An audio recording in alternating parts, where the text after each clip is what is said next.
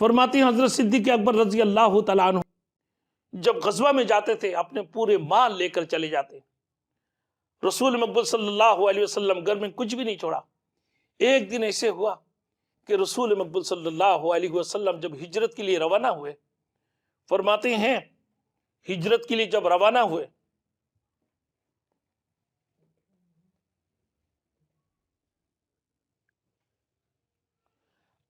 اب حلوے کے بعد یہ واقعہ آیا کہ حضرت صدیق اکبر رضی اللہ تعالیٰ عنہ بیت المال میں جا کے منع فرما دیا کہ مجھے اتنے ہی بیت المال سے رقم دی جائے جس سے ہمارے گھر میں بچے نہیں. پھر اس کی بعد حضرت ابوبکر صدیق رضی اللہ تعالیٰ عنہ ہجرت کے بارے میں فرمایا کہ جب اللہ کے رسول صلی اللہ علیہ وسلم کے ساتھ ہجرت کے لیے روانہ ہوئے، فرماتے ہیں کہ مال سارے کے سارے گھر سے لے کے چلے گئے. صحابہ الاجمعین نے فرمایا کہ کتنی ہے؟ کہ جس کی مقدار کل 5 یا 6,000 درہم تھی، وہ سب ساتھ لے کر چلے گا حضرت صدیق اکبر رضی اللہ تعالیٰ عنہ.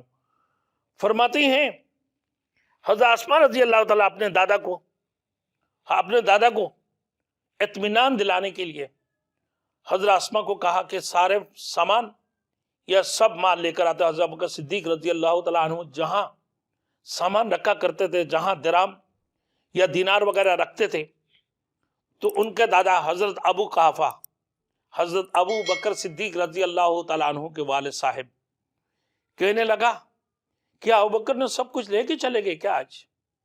تو کہنے لگا نہیں دادا جان، کچھ چھوڑے ہیں. اور ان کی بیٹی اسماء اپنے کچھ پتریاں ڈھونڈ کر ایک تھیلی کے اندر بھرتے ہیں جہاں ابوبکر صدیق رضی اللہ تعالیٰ عنہ درہم اور دینار وغیرہ رکھا کرتے تھے، اسی طاق میں رکھا. اور حضرت ابو قحافہ اس وقت میں نابینا ہو چکا تھا اور اسلام قبول نہیں کیا، اس وقت میں نابینا ہو چکا تھا. جب وہ اپنے خود آنکھوں سے تو نہیں دیکھیں گے تو اپنا دادا کو اسی طاق میں لے کے جا کے ہاتھ پھرا دی کہ دادا یہ ہے دیکھیں، ابو جان یہ چھوڑ کر گیا ابو بکر صدیق رضی اللہ تعالیٰ عنہ، یہ چھوڑ کے گیا ہے. بولا الحمدللہ کچھ چھوڑ کر تو گیا ہے کہ تمہارے لیے تمہارے گزر بسر ہو جائیں گے، اس سے اچھا کیا اس نے کچھ چھوڑ کے گیا تمہارے لیے، تمہارا گزارا کی، تمہارے گزارے کے لیے چھوڑ کے گیا ہے. تو حضرت اسماء رضی اللہ تعالیٰ عنہ اسی انداز سے اپنا دادا کو تسلی دیتے ہیں کہ پتھریاں اکٹھا کر کے تھیلی کے اندر بھر کر اس کھانے میں رکھتے ہیں جس کھانے میں حضرت صدیق اکبر رضی اللہ تعالیٰ عنہ اپنے درہم یا اپنے جو ہے نا اور دینار وغیرہ رکھا کرتے تھے. فرماتی ہیں حضرت ابوبکر صدیق رضی اللہ تعالیٰ عنہ نہایت ہی مالدار تھے، بہت بڑے تاجر تھے. پھر غزوہ تبوک میں جو کچھ گھر میں تھا سبھی کچھ لا کے دے دیا غزوہ تبوک کے اندر. حضور صلی اللہ علیہ وسلم کا ارشاد گرامی ہے، رسول مقبول صلی اللہ علیہ وسلم نے فرمایا کہ رسول مقبول صلی اللہ علیہ وسلم نے فرمایا مجھے کسی کے مال نے اتنا نفع نہیں پہنچایا جتنا ابوبکر صدیق رضی اللہ تعالیٰ عنہ کی مال نے پہنچایا. میں ہر شخص کا احسانات کا بدلہ دے چکا ہوں مگر ابوبکر صدیق رضی اللہ تعالیٰ عنہ کا احسانات کا بدلہ اللہ ہی دے گا اور باقی اس کائنات کے اندر کوئی نہیں دے سکتا. ایک واقعہ حضرت ابوبکر صدیق رضی اللہ تعالیٰ عنہ کی کیا خوف خدا تھا، کیا ترس خدا تھا، اللہ کی ڈر، اللہ کے خوف کتنے تھے، ان کی دلوں کے اندر کیسے تقویٰ تھے. اللہ اکبر. آج ان کی بارے میں حضرت صدیق اکبر کو جو زندیق کہتے ہیں نعوذ باللہ، وہ کس قسم کے مسلمان، اس کو مسلمان کہنے کے لائق ہے؟ وہ مسلمان کہنے کے لائق نہیں ہے. صدیق کو کائنات کی بدترین انسان کہنے والا ہے، نعوذ باللہ. وہ انسانیت کہلانے کے لائق ہے؟ نہیں ہے. خلیفۃ المسلمین میں سب سے پہلے خلیفہ جب رسول مقبول صلی اللہ علیہ وسلم کسی وجوہات کی بنا پر اگر مسجد نبوی میں حاضری دے نہیں پاتے تھے تو فرماتے تھے ابوبکر صدیق، یا اللہ کے رسول جب بیماری کی حالت میں تھے تو ابوبکر صدیق رضی اللہ تعالیٰ عنہ کو نماز کے لیے آگے بڑھاتے تھے، امامت کے لیے. تو اس سے مطلب کیا ہے کہ صدیق اکبر رضی اللہ تعالیٰ عنہ خلیفہ اول ہے، اور جو اسلام قبول کی ہے میرے دوستوں اسی طریقے سے فرمایا کہ ابو بکر صدیق رضی اللہ تعالیٰ عنہ ایسے تھے کہ جب بھی میں نے اسلام کی دعوت لوگوں کو دیا کرتا تھا تو لوگ تامل اور تردد میں پڑے رہتے تھے، لوگوں کو جھجک ضرور پیدا ہوتا تھا، لیکن صدیق اکبر رضی اللہ تعالیٰ عنہ بغیر کسی جھجک کے، بغیر کسی تامل و تردد کے کوئی دیر نہیں لگا، اسی وقت میں اسلام کو قبول کیا۔ اس سے بھی یہ ثابت ہوتے ہیں حضرت صدیق اکبر رضی اللہ تعالیٰ عنہ سب سے پہلے اسلام قبول کیا اور خلیفہ اول میں سے ہیں۔ اللہ کے رسول صلی اللہ علیہ وسلم نے حضرت صدیق اکبر کو نماز کے لیے اجازت فرمایا کرتے تھے کہ امامت آپ کر لیں صدیق اکبر کو۔ اسی طریقہ سے ایک دن ایک کاہن جادوگر، منتر پڑھنے والے جس کو کہتے ہیں نجومی، ان کی گھر کی ایک لقمہ کھانا کھا لیا تھا۔ حضرت صدیق اکبر رضی اللہ تعالیٰ عنہ کو پتہ چلا کہ حضرت صدیق اکبر نے کسی کاہن کی ایک لقمہ کھانا کھایا۔ بھوک کی شدت تھی حضرت کی۔ اسلام کی شروع میں انتہائی مشکل و مشقت کے دور تھے، انتہائی مشکلات کے دور تھے۔ حضرت صدیق اکبر بھوک پیاسے تھے، اتنی بڑی تاجر ہونے کے باوجود بھی غزوہ تابوک میں سارے کچھ دے دی۔ پھر صدیق اکبر رضی اللہ تعالیٰ عنہ کو یاد آیا کسی کاہن کے کھانا کھا لیا تھا ایک لقمہ۔ حضرت صدیق اکبر رضی اللہ تعالیٰ عنہ اپنے حلق کے اندر ہاتھ ڈال کر، انگلیاں ڈال کر قے کرنے کی کوشش کرتے ہیں، الٹیاں کرنے کی کوشش کرتے ہیں۔ بھوک کی شدت تھے، میدان میں جا کے پھیل گئے، وہ کھانا کہاں سے آئیں گے الٹی سے۔ پھر ابو بکر صدیق رضی اللہ تعالیٰ عنہ ایک پیالہ پانی منگایا، پر پیالہ پانی منگانے کے بعد پھر اس پانی کو پیتے ہیں، اور پانی کو پینے کے بعد پھر قے کرنے کی کوشش کرتے ہیں، اور وہ لقمہ ہر صورت پہ ان کی پیٹ سے نکل کر آ جائے۔ اتنی مشقتیں برداشت کی ہے، اتنی مشقت برداشت کی ہے اس ایک لقمہ کھانے کی وجہ سے۔ آپ فرماتے ہیں حضرت ابوبکر صدیق رضی اللہ تعالیٰ عنہ کے بارے میں کہ کتنی احتیاط کیا کرتے تھے۔ جب مال غنیمت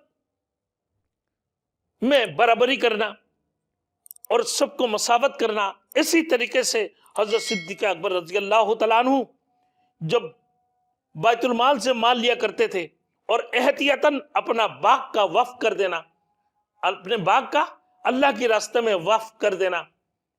اور یہی تھے کہ صدیق اکبر کے پاس ایک باغ تھا، اس کو بھی اللہ کے راستے میں وقف کر دی۔ اور ابوبکر صدیق رضی اللہ تعالیٰ عنہ کے بارے میں پوچھتے میرے دوستوں، فرمایا حضرت ابوبکر صدیق رضی اللہ تعالیٰ عنہ کی نماز کو دیکھیں۔ حضرت زبیر، حضرت علی رضی اللہ تعالیٰ عنہ اجمعین جب نماز پڑھا کرتے تھے میرے دوستوں، ایسے لگتے تھے کہ لکڑی گاڑی ہوتی تھی، ایک لکڑی گاڑی ہوتی تھی، جیسے وہ لکڑی گاڑنے کے بعد جسے ہل نہیں سکتے تھے۔ اسی طریقے سے ابوبکر صدیق، حضرت زبیر، حضرت علی رضی اللہ تعالیٰ عنہ اس انداز سے نماز میں کھڑے ہوتے تھے۔ بلکہ ایک جنگ میں حضرت علی رضی اللہ تعالیٰ عنہ کو تیر لگے ہے پاؤں میں، اور وہ تیر نکالنے کے لیے اتنی محنت اور اتنی مشقت، اتنی تکلیف ہو رہا ہے۔ حضرت علی رضی اللہ تعالیٰ عنہ فرمایا کہ جب نماز میں کھڑی ہوگی کہ میں نماز میں کھڑی ہو جاؤں۔ جب نماز میں کھڑے ہوئے پھر ان کی پاؤں سے وہ تیر نکال دی۔ تو ان کی نماز کیسے تھی؟ کیا سکون اور اطمینان تھی نماز کے اندر، کیا خوشو تھی ان کی نمازوں کے اندر، اور کس انداز سے وہ نماز پڑھا کرتے تھے۔ اللہ اکبر! ان کی نمازوں کی جو مثال اس کائنات کے اندر، اتنی ایسے مثال کہ اس کائنات کے اندر نہیں مل سکتا ہے۔ یہی میرے دوستوں، اسی طریقے سے حضرت صدیق اکبر رضی اللہ تعالیٰ عنہ غزوہ بدر کے اندر رسول مقبول صلی اللہ علیہ وسلم کے ساتھ جب صحابۃ الاجمعین کو فرمایا کہ غزوہ بدر کے اندر 350 صحابی، ہزاروں کافرین مشرکین مکہ کے ساتھ جہاد کرنے کی تیاری میں اور جنگ کی تیاری میں، حضرت ابوبکر صدیق رضی اللہ تعالیٰ عنہ اسی وقت تمام صحابۃ الاجمعین کو پوچھا کوئی ہے جو رسول مقبول صلی اللہ علیہ وسلم کو دشمنوں سے حفاظت کرتے ہوئے ان کی چوکیداری کرے، ان کی پہرا دے؟ کوئی پہرا دینے والا، چوکیداری کرنے والے ہے کوئی؟ لیکن کوئی بھی ایک افراد اس میں تیار نہیں تھے۔ حضرت صدیق اکبر رضی اللہ تعالیٰ عنہ کی جو بہادری اور وہ اللہ کے رسول صلی اللہ علیہ وسلم کی تلوار کی سوت لیتے ہوئے اللہ کے رسول کے سرانے پہ کھڑے رہے، اور اللہ کے رسول کے سرانے پہ کھڑے ہوتے ہوئے جب کوئی کافر، جب کوئی مشرک حضرت رسول مقبول صلی اللہ علیہ وسلم کی طرف بڑھتے، بہادری کے ساتھ ٹپک کے لپک کر جا کر اس کو پکڑ لیتے تھے اور اس کو نیست نابود کر دیتے تھے۔ وہی غزوہ بدر کے اندر ایسے بہادر ہستی اور ایسے بہادر ساتھی رسول مقبول صلی اللہ علیہ وسلم کے، اور اس قسم کے وہی صدیق اکبر تھے۔ حضرت صدیق اکبر کے بارے میں فرمایا، جب رسول مقبول صلی اللہ علیہ وسلم کی چوکیداری کرتے رہے، چوکیدار کوئی بھی نہیں تھے اللہ کے رسول کی چوکیداری کے لیے، سب پیچھے ہو گئے۔ وہ وقت تھے کہ سب ان سے بھگ جائے، ایک طرف ہو جائے، لیکن حضرت صدیق اکبر رضی اللہ تعالیٰ عنہ ایک قدم پہ کھڑے رہے اللہ کے رسول کے سرانے کے اوپر۔ حضرت علی رضی اللہ تعالیٰ عنہ فرماتے ہیں کہ تمہیں معلوم ہے ہم میں سے سب سے بہتر کون ہے؟ فرماتے کون؟ کہنے لگا کہ تمہیں معلوم ہے کون ہے؟ کہا کہ حضرت ابوبکر۔ کہا کہ آپ بہتر جانتے ہیں۔ بولے وہ ابوبکر صدیق رضی اللہ تعالیٰ عنہ، وہ ابوبکر صدیق رضی اللہ تعالیٰ عنہ، وہ رسول مقبول صلی اللہ علیہ وسلم کے غار سور کے اللہ کے رسول کے ساتھی تھے۔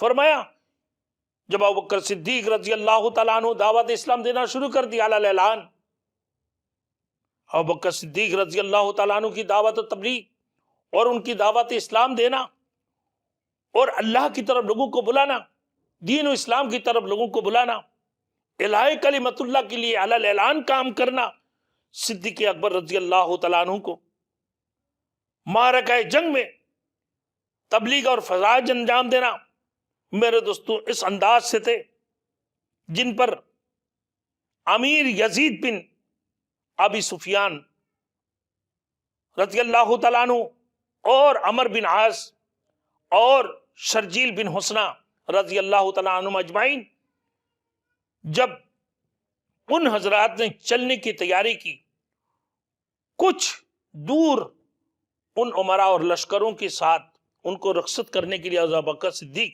رضی اللہ تعالیٰ عنہ ان عمراء کے ساتھ، ان لشکروں کے ساتھ چلتے تھے، یہاں تک کہ وداعیہ کی گھاٹی تک حضرت صدیق اکبر رضی اللہ تعالیٰ عنہ پہنچ چکے تھے۔ فرماتے ہیں حضرت عروہ رضی اللہ تعالیٰ عنہ، حضرت ابوبکر صدیق رضی اللہ تعالیٰ عنہ نے عرب کی ان قبائل کی طرف جو مرتد ہو چکے تھے، اللہ کے رسول صلی اللہ علیہ وسلم کی بعد جو مرتد ہو چکے ہیں اور اسلام کو چھوڑ کر لوگ دوسری طرف موڑنے لگے ہیں، اسلام سے دور ہونے لگے، اس عرب کے ان قبائل کی طرف جو مرتد ہو چکے ہیں دعوت اسلام کا تہیہ کیا اور ایک لشکر کو حضرت خالد بن ولید کے امارت میں روانہ کیا تاکہ یہ لوگ انہیں ارتداد کی نفع نقصان کی پیمائش کرے۔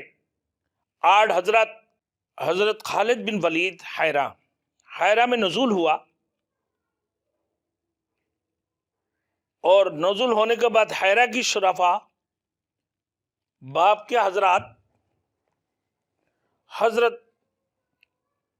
باپ کی خدمت ماں قبیضہ بن عیاض بن حیت الطائی کے، جن کو کسرا نے نعمان بن منظر کے بعد حیرہ کا گورنر بنایا تھا، تو حضرت ابوبکر صدیق رضی اللہ تعالیٰ عنہ ان کو یہ ہدایت فرمائے کہ اسلام پر آمادہ کرے، ان کو جو آدمی گورا ہو یا کالا ہو ان کو اسلام کی دعوت دے، الہ کلمت اللہ کے لیے ان کے ساتھ کام کریں۔ فرمایا ابوبکر صدیق رضی اللہ تعالیٰ عنہ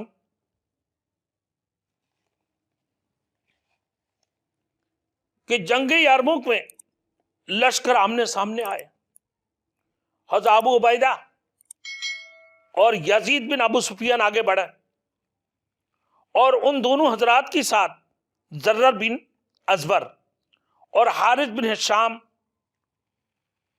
اور ابو جندل بن سہیل تھے۔ ان حضرات نے بآواز بلند کہا کہ ہم لوگ تمہارے امیر سے ملنا چاہتے ہیں تاکہ ان سے کچھ گپت شنید کریں۔ ان کا سردار کا نام تزارق تھا۔